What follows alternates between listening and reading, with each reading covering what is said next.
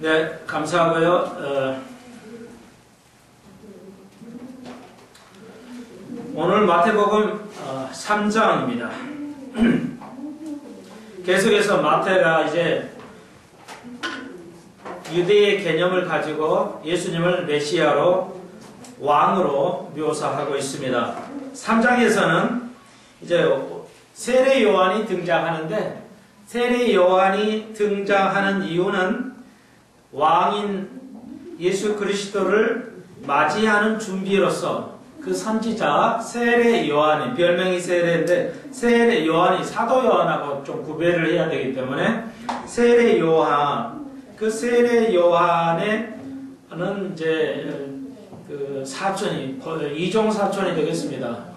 양쪽 어머니들이 한 자매이기 때문에, 그래서 세례 요한의 이야기가 나옵니다. 그래서 6개월 앞서서 나이가 6개월 빠른데요. 그래서 이제 예수님을 이제 그 준비하는 마지막 선지자가 되겠습니다. 세례 요한은 이제 마지막 선지자로서 사역을 끝내고, 그리고 그것은 예수 그리스도를 메시아로 그 길을 평탄케 하고 그 길 예수의 오심을 알리는 사역자, 이렇게 되겠습니다. 오늘 내용이 세례 요한과 더불어 예수님이 세례를 받으시는 장면으로 해서 마태복음 3장이 끝나겠습니다. 네, 여전히 계속해서 이제 봄 그 신방이 있기 때문에 예배 그 설교도 좀 줄이겠습니다. 갑자기 줄여졌나 너무 의아하지 마시고요. 3장 1절입니다. 그때에 세례 요한이 이르러 유대 광야에서 전파하여 가로되 회개하라 천국이 가까웠느니라 하였으니, 저는 선지자 이사야로 말씀하신 자라. 이사야가 벌써 예언이 됐죠.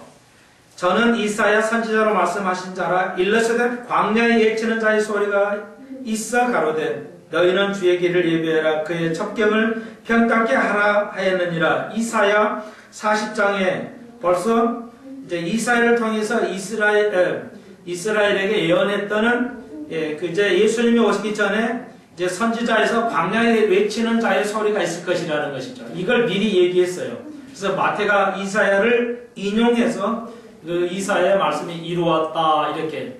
유대인들에게는 예언이 있기 때문에 그 예언의 성취를 강조합니다. 마태복음은 이제 예수 그리스도가 이 땅에 오셔서 유대인을 통해서 예언이 이루어진 것을 이제 강조하는 거고요. 교회는 예언이 없기 때문에, 거의 없기 때문에 교회는 이제 그런 칼렌더가 없습니다. 꼭 참조하셔야 되겠습니다. 그래서 이사야 40장에는 광야에 외치는 소리가 있다는 것을 이사야가 미리 예언하고, 오늘 이제 마태가 그걸 성취한 것을 인용해서 쓰고 있다는 것을 여러분이 아실 것입니다.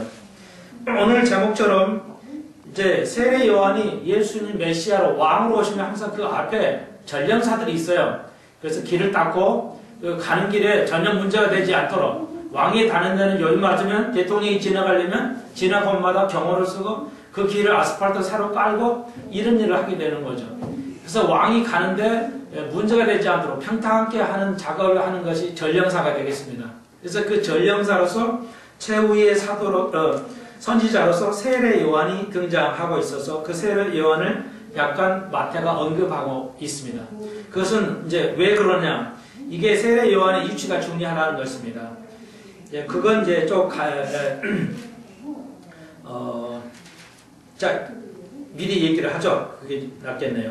그래서 이제 세례 요한의 위치는 매우 중요한 것인데, 그 이유는 메시아를 알리기 때문에 그렇습니다. 평탄케 한다는 것은 메시아를 쉽게 이해할 수 있도록 가리킨다는 것이죠. 그래서 그 아주 중요한 것이고, 이걸 더 나아가서 오늘 우리는 마태복음 11장에 있지만 천국에선 세례 요한보다 작은 자가 없다는 거죠. 천국에선 세례 요한보다 작은 자가 없다. 이게 무슨 얘기인가? 그러면 우리는 천국에서 세례 요한보다 더 큰 자예요. 그러니까 세례 요한은 여자가 낳은 자 이보다 큰 자가 없다고 그랬어요. 그러니까 여자가 낳은 자 중에서 가장 큰 자가 세례 요한입니다. 그럼 세례 요한이 누구길래? 세례 요한은 아무 어떤 역사를 하지 않았어요. 뭐 큰 기적과 이적도 없어요. 단지 그냥 새벽에 사막에서 외치는 광야에서 외치는 소리에 불과했거든요. 그런데 그 여자가 낳는 아들 중에 세례 요한보다 큰 이가 없다는 것이죠. 그러니까 대단한 그러니까 예수 그리스도의 메시아를 전파하는 것이 그보다 더 큰 게 없다는 거죠. 그런데 우리는 세례 요한보다 더 크다는 말씀이죠. 그러니까 세례 요한보다 어마어마한 축복이 있다는 겁니다. 왜? 우리는 메시아가 하는 일을 너무나 다 본 거예요. 우리는 그 후대에 살았기 때문에 세례 요한보다 더 전 시대에 사는 게 아니라 믿지 않는 세대, 복이 있다고 그랬어요. 주님께서 보지 않고 믿는 세대 우리예요. 그리고 이제 선지자 시대보다 우리는 예수 그리스도가 우리를 위해서 하신 일이 너무 많이 알기 때문에 또 그것을 알고 깨닫고 전하기 때문에 세례 요한이는 메시아다, 어린 양이라고 하였지만 우리는 예수에 대해서 너무나 많은 걸 알고 있기 때문에 그 아는 것이 이렇게 복이 있다. 천국에서 구약의 선지자 비교가 안 된다는 거예요. 그러니까 우리가 얼마나 복을 누리냐는 거예요. 마태복음 11장을 통해서. 그 복을 세면 정말 그 한없는 복이죠. 그래서 우리가 한량없는, 한이 없는 복이라는 것입니다. 그게 첫 번째가 영생이겠지만 우리가 복을 세어보라는 겁니다. 그러니까 우리가 복을 알고 있어야 돼요. 그리스도를 아는 것이 이렇게 큰 겁니다. 어떤 걸 해서 그런 것이 아니라 거저 그리스도가 우리에게 주시는 그 복은 상상할 수 없는 것이라는 것입니다. 그래서 우리가 복 받았기 때문에 더 주의 일에 대해서 우리가 자연스럽게 하는 것을 여러분이 아실 것입니다. 자, 그래서 우리가 세례 요한에 같이 주의 오심을 이제 우리가 더 축복이 있는 것은 주의 이제 재림으로 오실 줄을 알리는 거죠. 그것은 가장 큰 하늘나라에서 가장 크다고 예수님께서 직접 말씀하신 것을 기억해야 되겠습니다.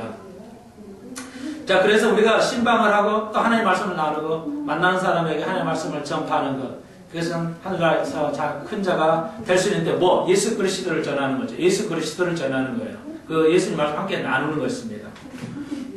그래서 우리가 예수님을 보지 않고 살지만 축복이라는 것은 과거에 우리가 그 선지자를 존경하지만 그 사람도 훨씬 더 큰 자라는 것을 기억해야 되겠습니다. 그러면서 세례 요한이 하는 일이 뭐냐면 2절에 회개하라 천국이 가까웠다는 거죠. 두 가지입니다. 첫 번째 회개하라는 거죠. 명령으로 회개하라는 거예요. 회개는 다시 배웁니다. 회개라는 단어에는 우리가 굉장히 센 말이에요. 회개.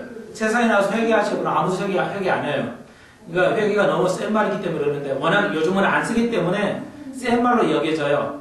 회개라는 말도 자꾸 쓰면 센 말로 느껴지지 않는데 워낙 안 쓰기 때문에 센 말이 됩니다. 너무 사용을 안 한다는 것이죠. 그러니까 정확하게는 이제 메타노이테라는 그 헬라의 회개라는 말은 이제 그 돌아선다는 겁니다. 죄의 삶에서 그리스도, 내가 육신으로 살았다는 것을 이제 영으로 산다는 거죠.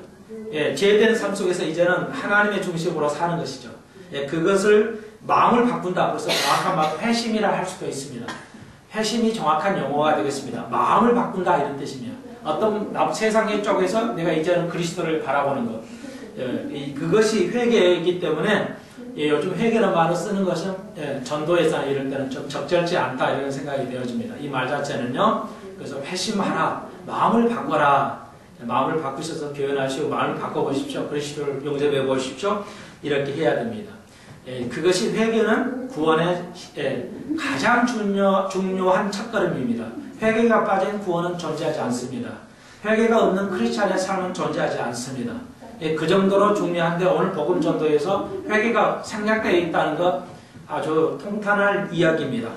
회개 단어를 너무 우리가 잘못 쓰고 있기 때문에 그래요. 회개가 너무 무겁거든요. 그는 예수 믿지 않는 사람은 회개하세요. 그래 교회 오세요. 이러면 누구 하고 있어요? 아무도 안 오세요. 그렇기 때문에 적절하게 회심, 마음을 바꾸는 거죠. 과거의 삶에서 이제 예수 그리스도의 새로운 삶으로 마음을 바꿔보십시오. 그것이 복음 전도의 첫걸음이라는 것이죠. 왜냐하면 예수 그리스도의 오심이 천국이 가까운 것입니다. 그러니까 천국이 가까웠다는 것은 종말이 가까웠다 이런 의미가 틀린 건 아니지만 종말이 가까웠다가 아니라 천국이 가까웠다요. 그리스도가 사는 것이 하늘나라입니다. 천국입니다. 그리스도가 계신 것이 천국이에요. 그렇기 때문에 다시 말해서 예수님이 이 땅에 2000년 전에 오셨다는 말은 종말이라는 것이죠. 모든 것이 끝나는 개념이 있어요. 이건 좀 어려운 거지만 아무튼 자 그리고 이제 예수님이 천국이 완벽하게 이제 보이는 천국이 임할 때가 있어요. 그러니까 마태복음에서 천국이란 말은 자 우리가 배웠지만 간단하게 정리하겠습니다. 나오는 대로 또 말씀을 배우도록 하고요. 마태복음에서 나와 있는 천국은 그대로 천국을 이해하세요. 그러면 누가복음에도 다른 용어가 있어요. 하나님의 나라가 있어요. 천국이 있고 하나님의 나라가 있어요. 그러니까 두 가지가 용어가 있는데 다릅니다. 누가복음은 하나님의 나라에 하나님의 나라가 있고 마태는 천국이란 말을 써요. 다른 복음자는 안 쓰는데 마태는 천국이란 단어를 씁니다. 그러니까 두 단어가 구별을 하셔야 돼요. 정확하게 이해하시려면. 근데 이 마태가 쓰는 천국이란 말은 이 하나님의 나라하고 천국은 같이 그냥 이렇게 섞어 쓰는 거예요. 교대로 쓰는 용어이기는 해요. 그 다음에 천국이라는 것은 유대인들하고 관계가 있다고. 그러니까 이방인과 유대인들하고 을 대상으로 쓰는 단어고요. 믿는 자에게만 쓰는 단어가 하나님의 나라예요. 그리고 하나님의 나라는 넓은 의미고 그 안에 좁은 의미로서 천국이란 단어를 쓴다. 이것만 아시면 어떤 문제도 문제가 되지 않습니다. 이 개념을 이제 이해를 해야 되기는 하지만 이걸 많이 풀어서 이제 여러분이 이해를 하셔야 되는데 이건 시간이 걸리기 때문에 그렇습니다. 혹은 우리 본사님 정도는 뭐 천국이다 하나님 나라다 그냥 같은 거라고 이렇게 이해하시면 되겠어요. 아 천국 좋은 거 하나님이 다스리니까 하나님의 나라는 주님이 다스린다는 뜻이에요. 그런데 마태가 쓰는 천국이라는 것은 보이는 이스라엘 통해서 실제 그 평화의 천국이 실현되는 것을 의미하기 때문에 구분을 하셔야 됩니다. 교회가 세상을 막 지배하는 게 아닙니다. 교회가 세상을 지배할 수는 없어요. 그러니까 안 돼요. 교회가 우리가 평화를 위해 노력하지만 완벽한 평화는 이루어지지 않습니다. 교회도. 그러니까 누가 예수님이 오셔야만 가능해요. 근데 그럼 2000년 전에 오실 때 왜 안 가능하지 않았습니까? 그때 유대인들이 받아들이지 않았기 때문에 고난을 주러 오신 것이고 이번에는 심판주로 오셔버리기 때문에 누가 받든 안 받든 그것은 예수님은 이제 실제적으로 이스라엘 땅에서 실제적으로 이 땅에 평화를 가져오게 된다 이렇게 봅니다. 그러나 교회는 교회도 잘못되고 타락하기 때문에 그렇습니다. 자 그렇게 이해하시면 되겠습니다. 그래서 세례 요한이 제가 말이 자꾸 하는데 요즘 들어 그래요. 종일 영어 단어를 영어 책만 보기 때문에 그러지 않은가 하는 거 보는데 그래서 그 얘기를 좀 해야 될 것 같아요. 내가 뭐 빅터 목사하고 식사를 같이 하면서 그랬더니 자기도 10년 이상 살았는데 한글을 배우는데도 자꾸 영어가 안 되더래요. 단어도 안 나오고 단어 어휘수가 막 줄어들더래요. 한국말을 배우는 과정에서도. 그래서 자꾸 그런 것 같아요. 나도 이 뇌가 지금 나도 모르는 사이에 그냥 말이 막 튀쳐나와요. 그래서 엉뚱한 말이 나오는 것 같은데 좀 이해하세요. 그 의도로 그렇게 하는 것은 절대 아니라는 저도 무엇도 의식이 없이 그렇게 나온 겁니다. 자 그래서 그 정도 이해하시면 되겠습니다. 그래서 천국이 가까운 것은 예수님 시대도 마찬가지고 지금도 가까운 것입니다. 완벽하게 천국이라는 그러니까 평화가 이 땅의 천국이 성취되어 있는 것은 아니고 성취돼가고 있는 것이기 때문에 아니다. 그러나 이제 성취돼가고 있는데 예수님이 오시면 완벽하게 천년왕국이 성취된다. 이렇게 보시면 되겠습니다. 그러니까 천년왕국이 있어야 예수님이 오실 필요가 있지 천년왕국이 실제적으로 없으면 예수님이 오실 필요가 없기 때문에 재림은 아무 의미가 없어진다는 것이죠.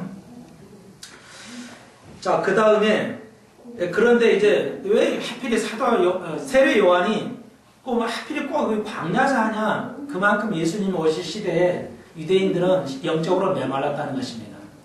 그리고 그것이 그대로 재현될 것입니다. 예수님께서 친히 말씀하실 때 내가 올 때 인자가 이 땅에 올 때 믿음을 보겠느냐 그러셨어요. 예. 믿는 자를 보겠다는 말씀이 아니에요. 대부분 틀리게 이야기라고 기도하시는데 믿는 자를 보겠냐는 얘기가 아니고 믿음을 보겠느냐. 그러니까 내가 올 때, 이 땅에 인자가 올 때, 제 이름으로 올 때 믿음을 보겠느냐. 믿는 자는 많겠지만 믿음을 소유한 자는 거의 없을 거라는 주님의 말씀이에요. 그러니까 겉은 완벽하게 크리스찬인데 속은 진짜가 아니다. 믿음을 보기가 힘들다는 겁니다. 이게 심각한 거죠. 그러니까 영적으로 광야의 삶이 될 것이다. 예수님 오실 때. 그리고 교회는 그 전에 이제 부활을 하게 돼요. 부활해도 되고 말이 됐고 휴거는 부활과 동의어입니다. 이렇게 이해하시면 되겠습니다.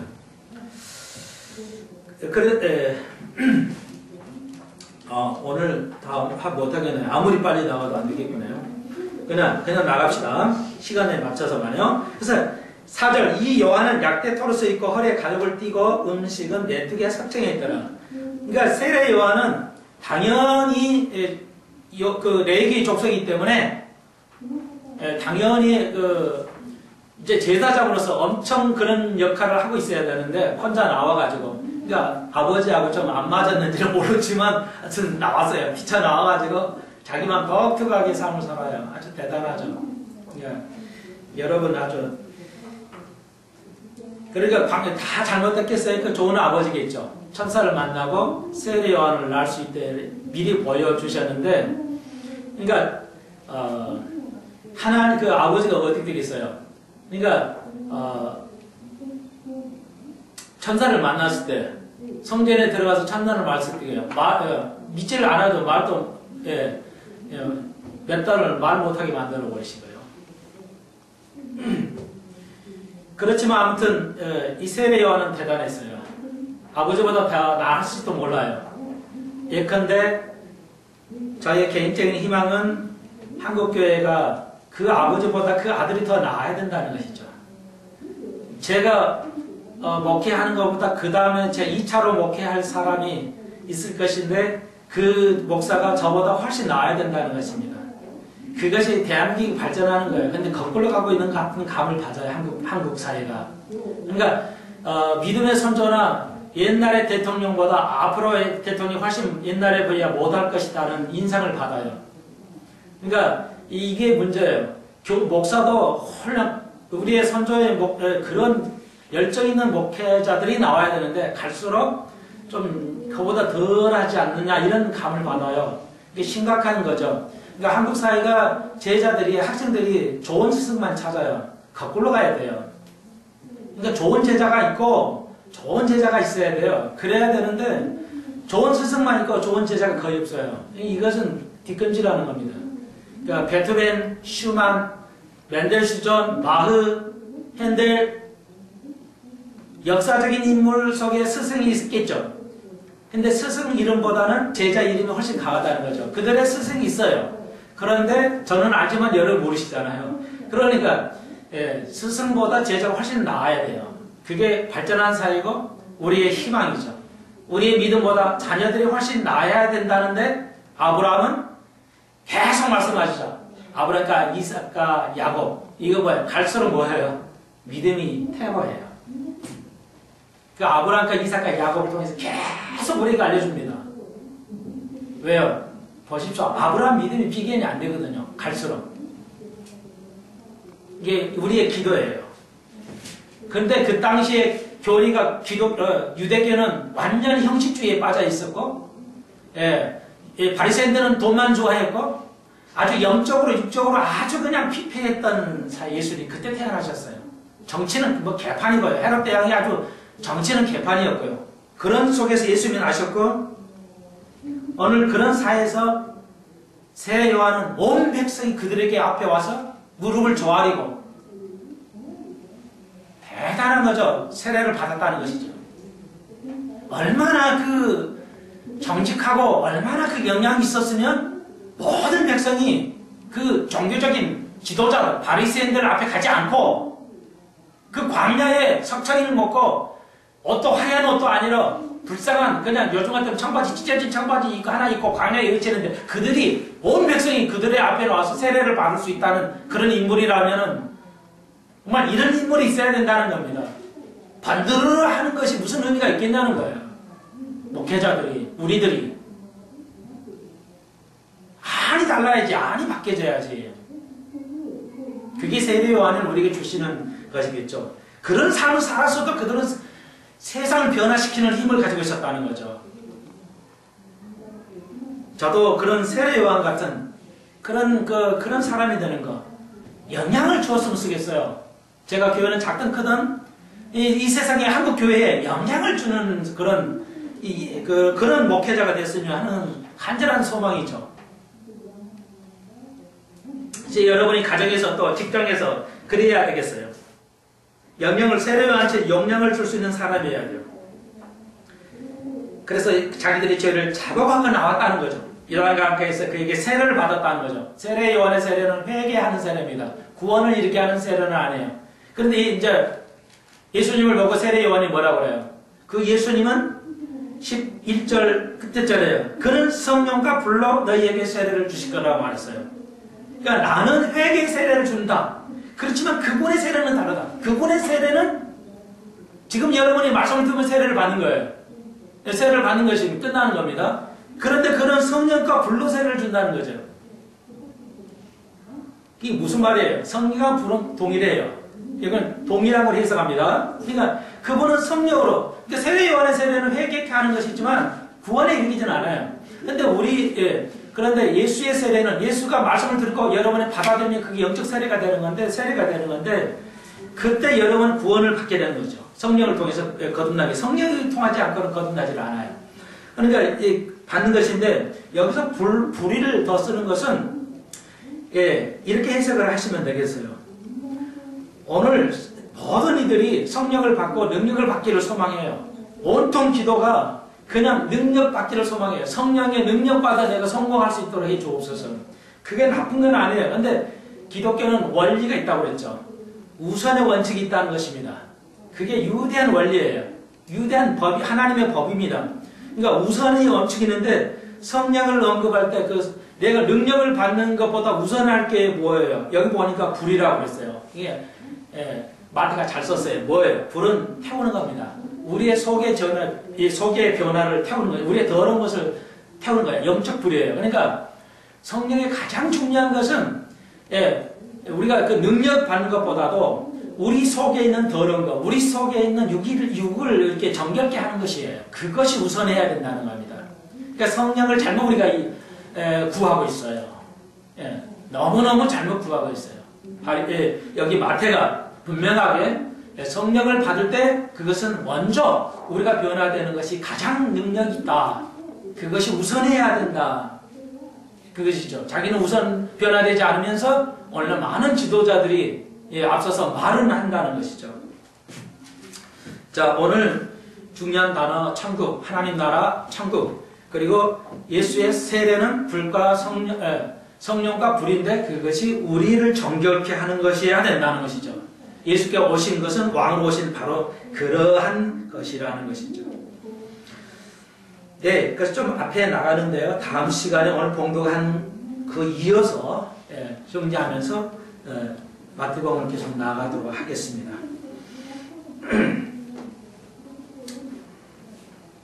그래서 이제 그 하나만 정리하겠습니다. 그래서 7절에 요한의 바리새인과 사두개인 세례를 베푸는 것을 베푸는데 오는 것을 보고 이르되 독사의 자식들아 누가 너희를 가르쳐 임박한 진노를 피하라 하더냐. 그러므로 회개에 합당한 열매를 맺으라는 것이죠. 속으로 아브라함의 조상이라 생각하지 말라. 그러니까 바리새인들은 우리가 아브라함이 우선이니까 자동으로 구원받고 자동으로 복받는 줄 알았어요. 근데 그거 아니라는 겁니다. 너희들이 그러니까 구약을 믿는 유대인들에게 바리새인들에게 말하죠. 회개에 합당한 열매. 근데 회개면 되냐? 여러분 한국교회가 놓치고 있는 것 좀 하나 얘기죠. 현대교인들이 회개하는데 돌아서는데 그러면 그 증거를 대야 돼요. 그것이 뭐예요? 열매죠. 회개 열매를 보여야 됩니다. 삭개오가 다시 자기가 있으면은 거짓에서 발치한 것은 사변에 내놓겠습니다. 회개의 열매입니다. 한국 교회가 오늘 우리가 각자가 회개의 열매를 보여야 됩니다. 그것이 아주 중요한 키워드가 되겠습니다. 다시 한번 천국에 대해서 여러분이 아셔야 됩니다. 회개에 합당한 열매가 두 개를 띄어나서는 아니 되겠습니다. 키워드가 되겠습니다. 예수님께서는 그렇게 하기 위해서 성령과 불로 이 땅에 오셨다는 것이죠. 예, 그게 메시아 사역의 오늘 세 가지를 키워드를 살펴보았습니다. 이 세 가지 단어를 한 주간 외우시면서 잊어버리지 않으실 때 삶의 변화가 오는 것입니다. 다 잊어버리시면 삶의 변화가 어렵겠습니다. 가지고 다니시면서 외우셔서 삶이 변화되는 한 주간 체험하시기를 주의 이름으로 축원드립니다. 네. 기도드립시다. 주님 감사합니다. 오늘 오후 예배 함께 하시니 감사합니다. 하나님 시간에 관계없이 하나님 축복하시고 이 세 가지의 뜻을 새기게 하시고 마음판에 새기게 하시고 그것이 나의 삶에 적용이 될 수 있도록 역사하여 주옵소서. 주님께서 세례 요한보다 더 큰 자가 여기 있다고 했사오니 복에 그 세어볼 수 없는 복들을 가지고 있는 것을 깨닫게 하여 주옵소서. 예수님의 이름으로 감사 기도하옵나이다. 아멘.